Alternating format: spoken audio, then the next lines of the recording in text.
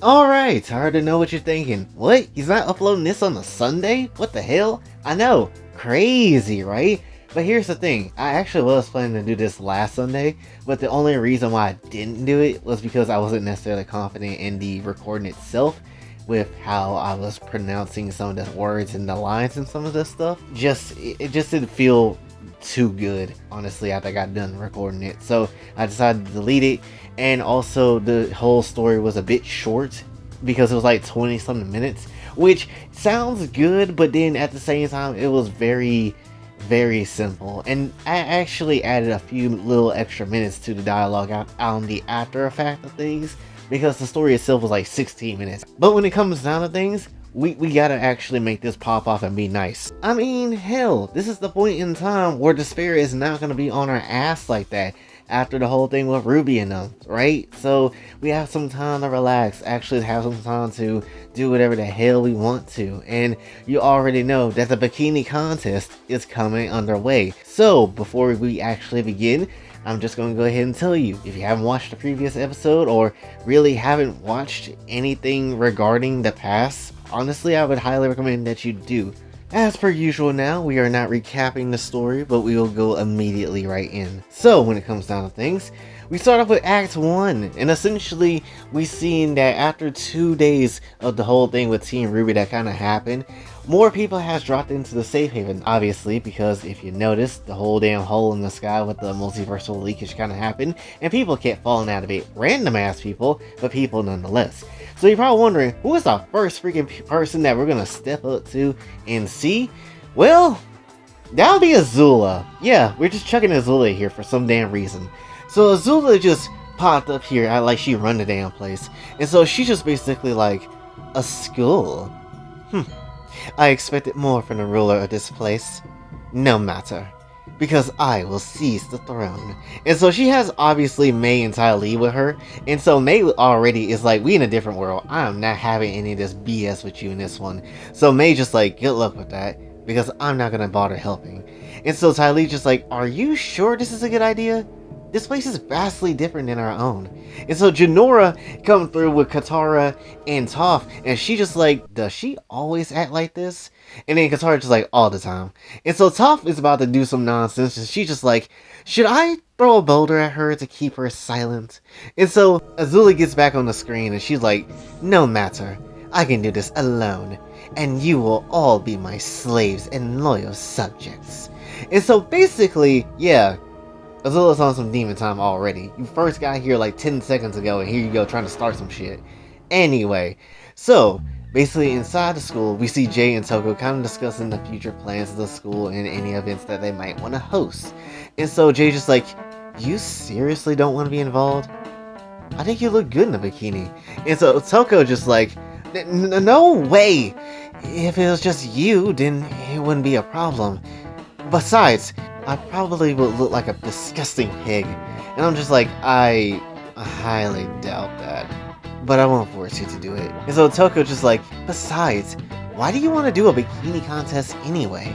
And I'm just like, because I can't feel despair in this world. So before any other bullshit might want to happen, I want to see some fat ass titties. And so Toko's just like, boy, you really are a pervert.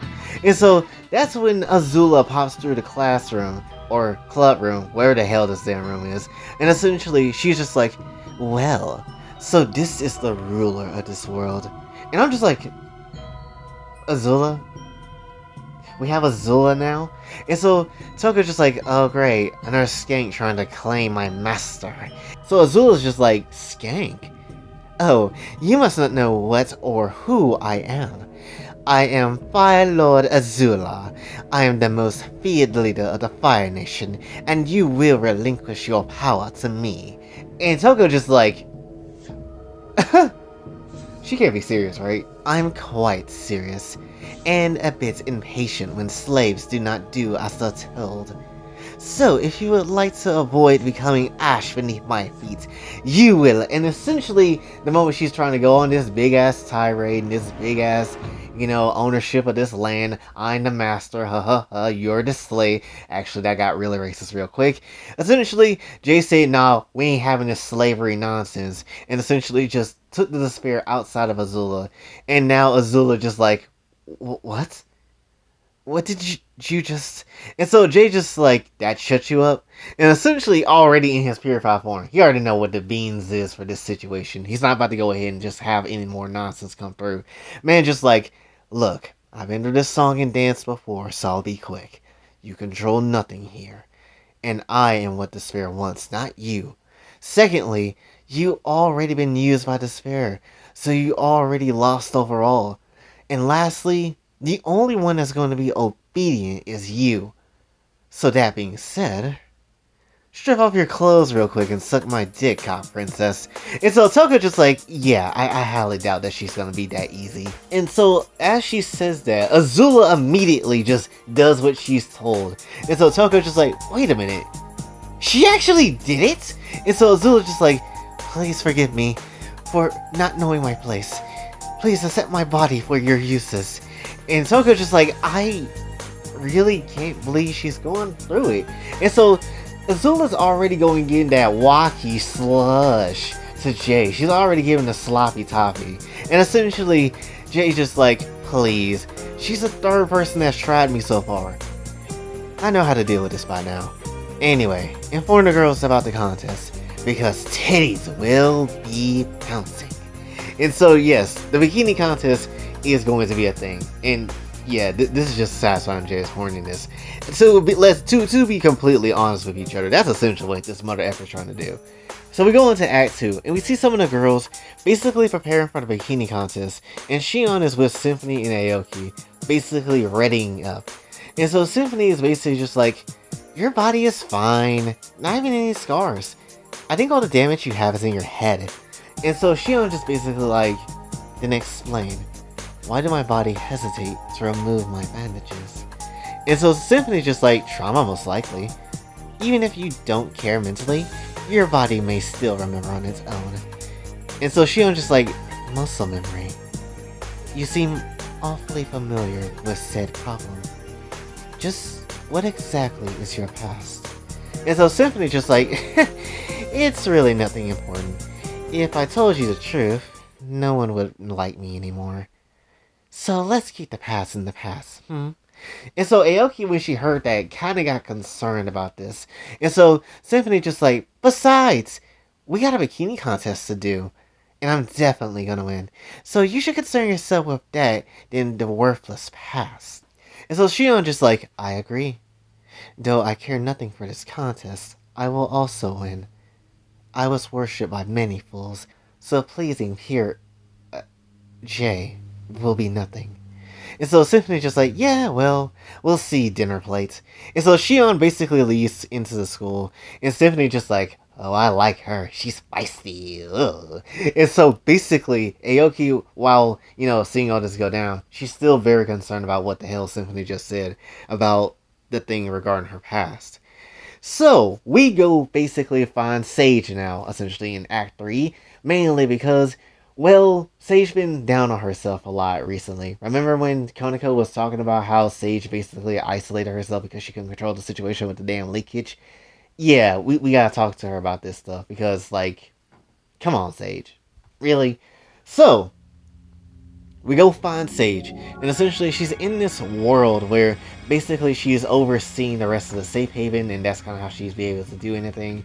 And Jay also made this place too, and so essentially she's in this place basically overseeing the world and monitoring things and thinking up new ideas of how she can protect the safe haven. So Sage just like, no, that won't do.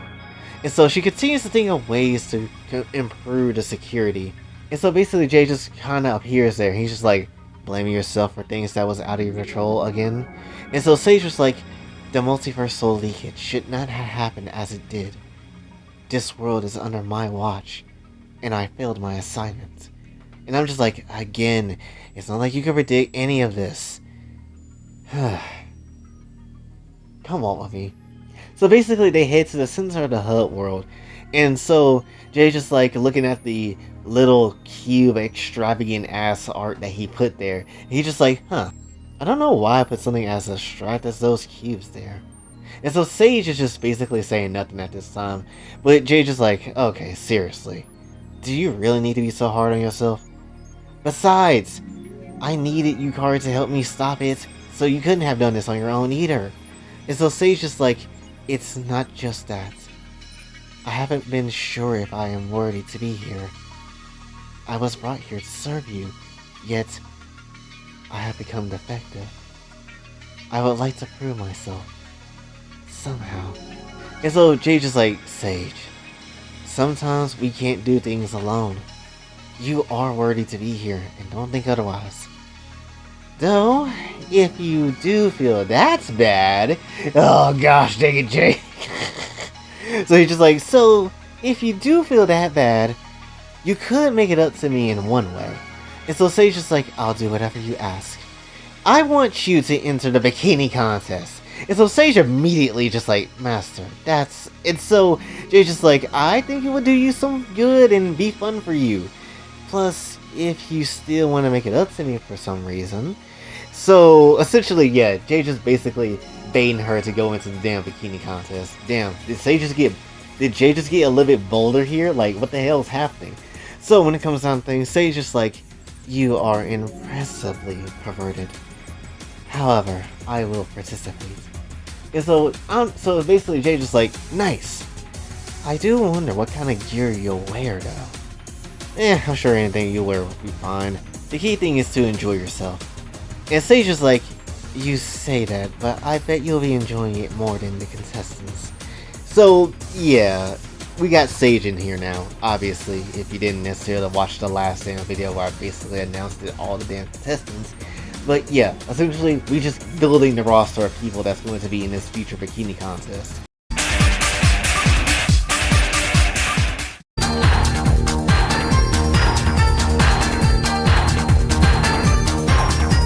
So, now that we get into Act 4, we basically go back to Aoki, who is still concerning herself about the whole thing when it comes to, you know, Symphony in the past and things like that.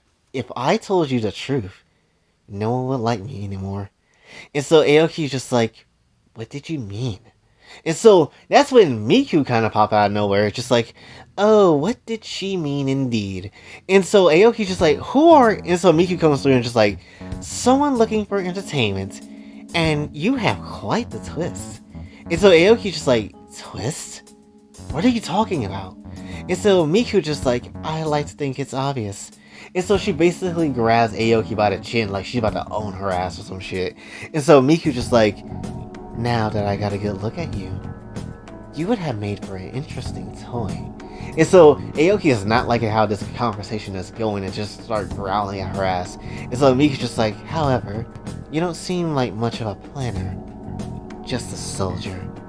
It all makes sense why those children died in your care. And so Aoki was pissed at hearing that and then basically slapped the shit out of Miku's hand to get away from her.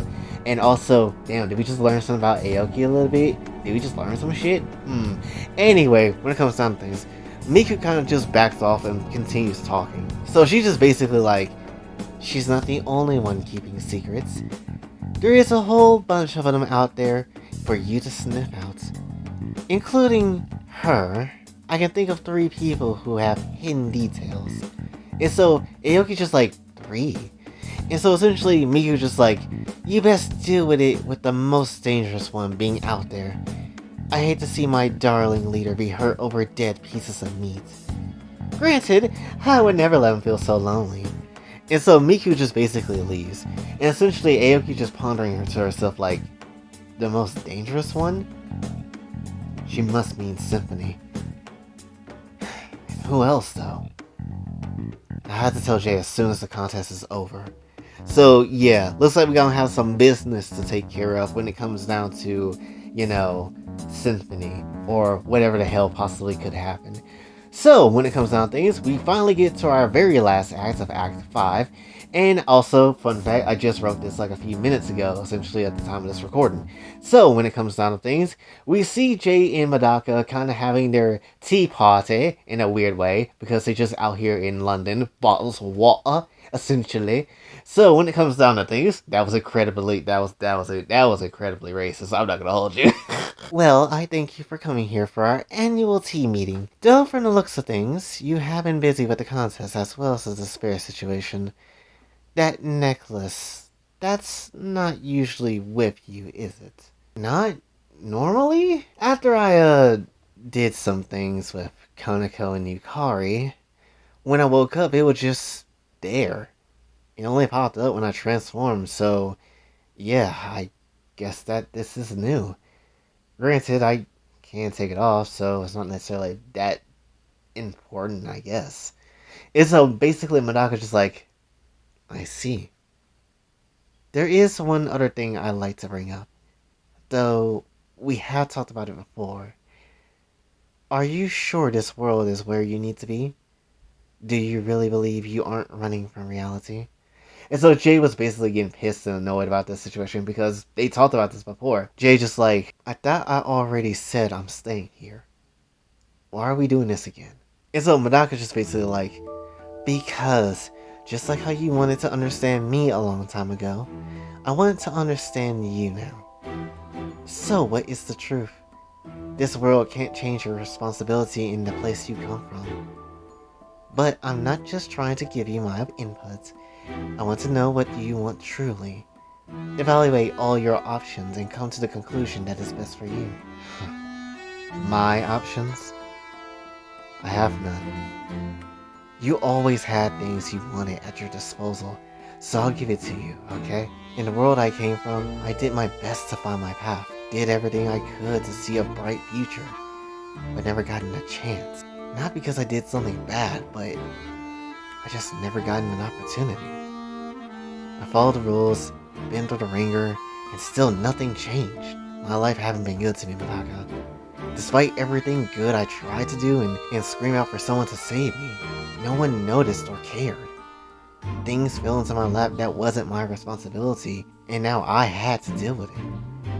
It's like I've been cursed to be held back. So you tell me, after trying everything and sticking to the good path, what have I accomplished there? Nothing. I haven't got a single W to my name, yet I still tried and failed. I know what kind of person I am, and I'll always be myself. But that world would never have gave me a chance. So when I was given a chance to make a new world, why the hell wouldn't I? This time, I'm rewarded for my efforts. This time, I can do what I wanted.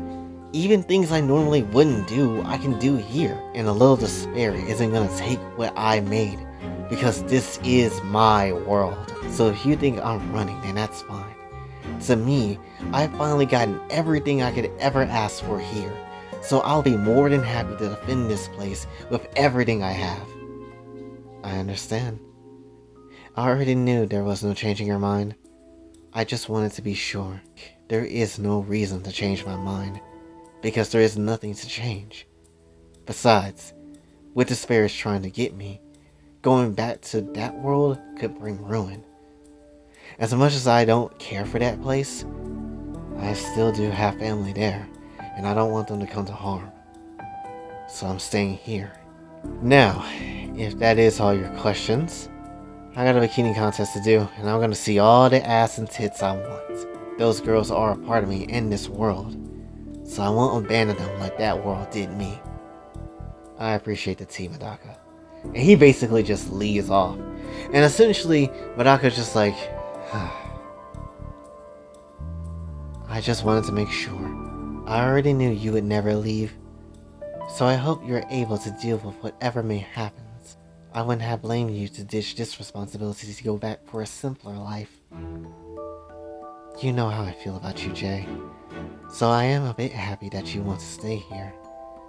But now I know there is a possibility where you could be taken not just from me, but from all of us thanks to this enemy. I gave you the option to leave, and you didn't.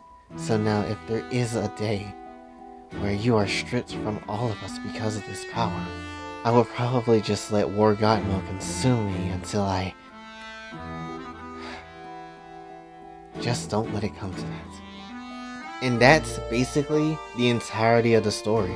So, essentially, a lot of stuff has, been somewhat brought to the forefront, I guess, right? With the mysterious people that, Miku is suspecting to do some nonsense here, for also the past of Symphony and what that can entail and stuff like that, and Aoki's involvement. Finally, she getting some damn character development.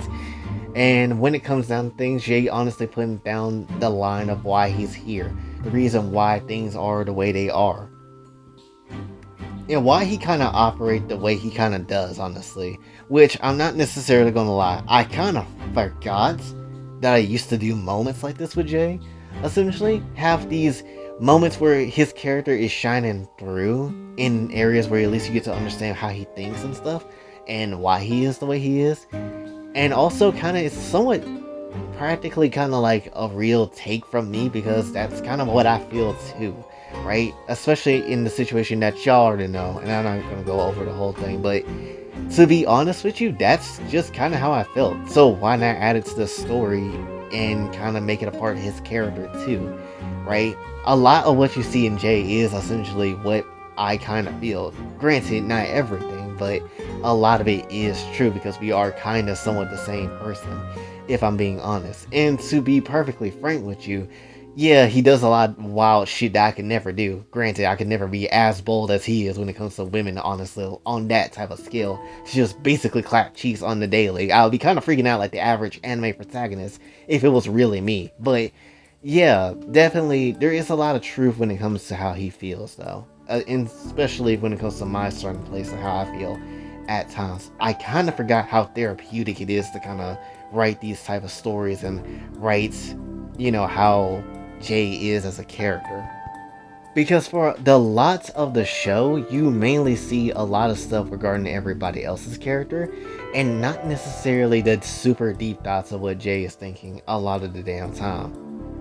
Then we also got to see a bit of how Madaka kind of feels in all this type of stuff too, because she does love Jay at the end of all the things, which maybe not everybody really knows this when it comes to my actual Kohais, but obviously, first waifu I ever had was Sakura Haruno. Then I said screw that bitch, then went to Madaka, and I loved the hell out of her, but then after a brief moment in time where I couldn't necessarily understand her character, I kind of just left Madaka, and that's why Koneko is the main waifu of, what I have.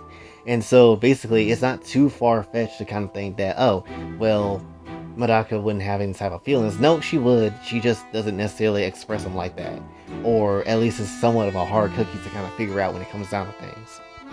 As far as the bikini contest is going to go, though, we are going to be having that as a grand ass episode, which I think the bikini contest might be its own episode, depending on how far I try to take it. And so basically expect that to be like a special little thing as a whole. And also with the votes that's kind of in at the moment, there's only been 3 votes so far, which has been 2 votes for Blue and 1 vote for Shoko.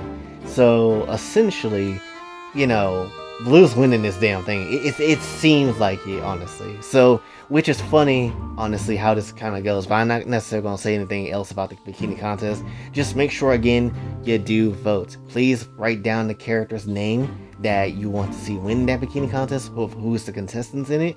And essentially, just write down their name, and whoever has the most names written down is the winner, essentially. So, that just is how it is when it comes down to things, And again, watch the previous video for it, and it's at the end of the video, so you can go ahead and see that. So again, watch the previous back end of the video to catch that, and yeah, that's basically how we're going to be taking up the votes. So with that being said, that is basically all I have for you for this one, so hopefully you did enjoy. If you did, be sure to like, share, subscribe, hit the bell notification on your way out. Also follow me on the socials, and if you'd like to donate to the channel, Patreon is available as well. And until then, this is Boy J, sign off. Have a step.